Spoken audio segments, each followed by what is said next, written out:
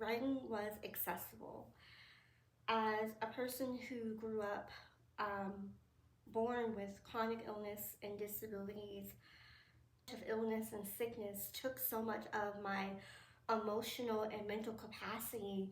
Sometimes doing something simple as holding a conversation seemed really challenging for me.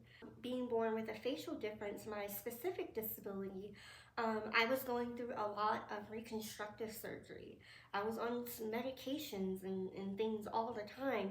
And so, like I said, I felt physically ill a lot of the time, especially in my early adolescent years and moving on to my teen years. And so, writing for me always felt accessible and safe because it was a place where I didn't have to worry about opening up my mouth or being afraid to speak, but it was something that it was a trusted relationship with the page.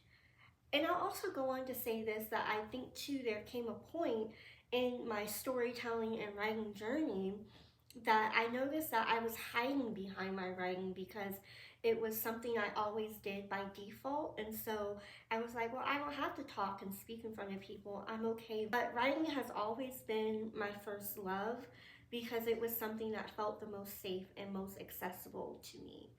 If I couldn't count on the room to understand me as a disabled woman, I knew that the pages of my journal would never reject me.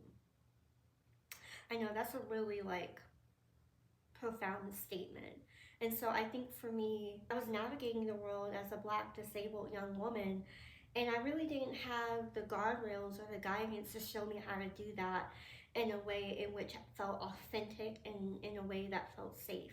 And writing allowed me that outlet to express myself in a way that spoke to who I was and my experiences, and not through the lens or the voice of my parents or my family or a doctor's or a diagnosis. And so that's kind of how I fell in love with writing.